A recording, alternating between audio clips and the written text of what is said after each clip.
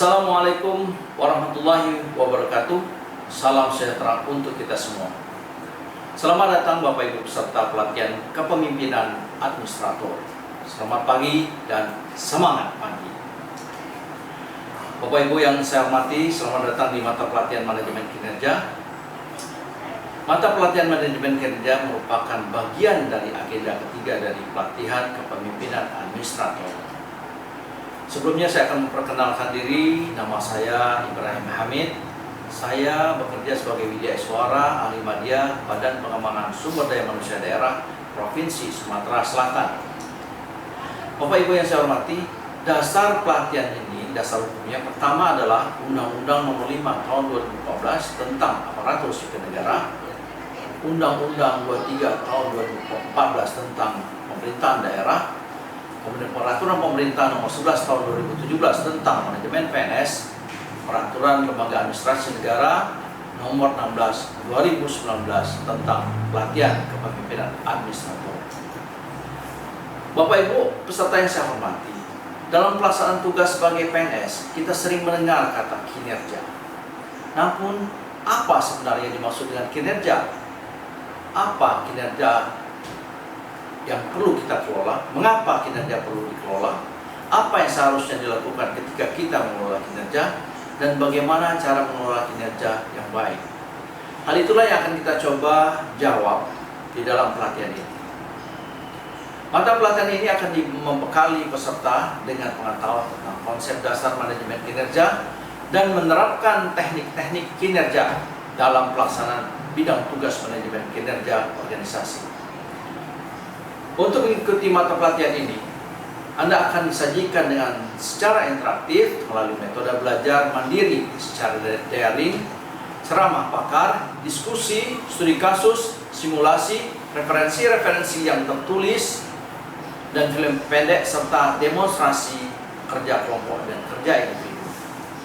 Namun keberhasilan peserta dinilai dari kemampuan peserta dalam mempraktekkan manajemen kinerja. Mata pelatihan manajemen kinerja ini terdiri atas 4 materi pokok. Materi pokok yang pertama adalah Anda akan menerima ceramah dari pakar atau praktisi yang berpengalaman dalam manajemen kinerja tentang best practice penerapan manajemen kinerja yang relevan diterapkan di instansi pemerintah.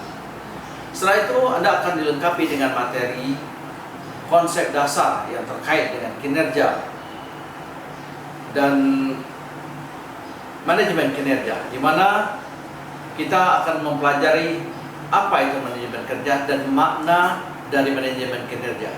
Kemudian bagaimana penerapan kepemimpinan manajemen kinerja. Berikutnya materi pokok yang kedua adalah kebijakan manajemen kinerja. Dalam bagian ini kita akan mempelajari yang pertama adalah sejarah perkembangan manajemen kinerja, yaitu gerakan kinerja atau performance movement yang diterapkan di berbagai negara sebagai ruh dan reformasi administrasi atau reformasi birokrasi di negara-negara tersebut, termasuk di Indonesia.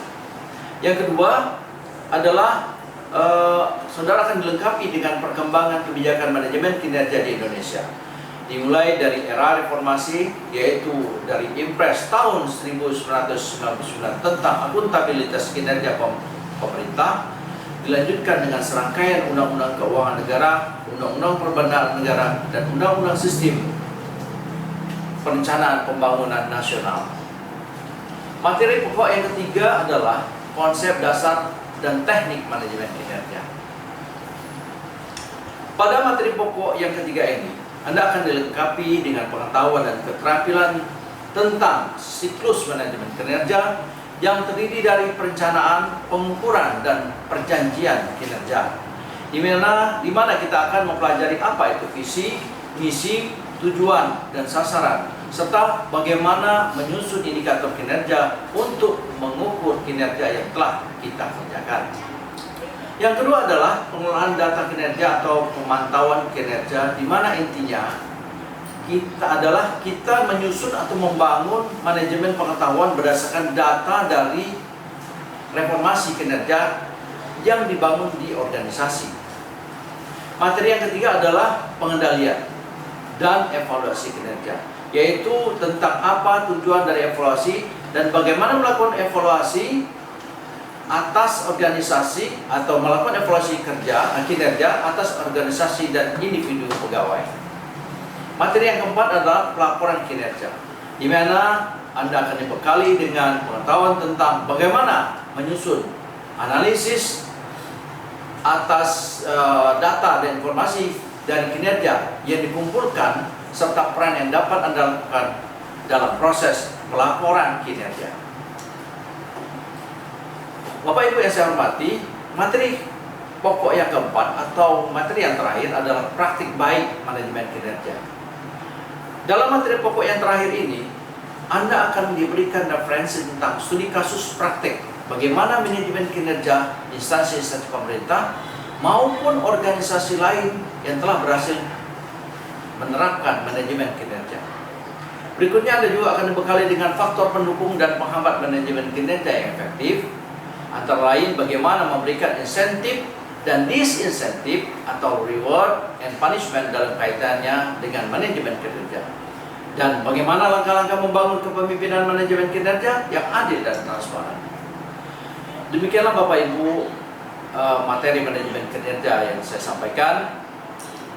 Kami berharap apa yang telah saya sampaikan ini dapat diterima dan kita akan melakukan kegiatan-kegiatan yang bermanfaat dan demi mendukung meningkatkan kinerja di organisasi kita masing-masing. Terima kasih. Selamat bekerja. Assalamualaikum warahmatullahi wabarakatuh.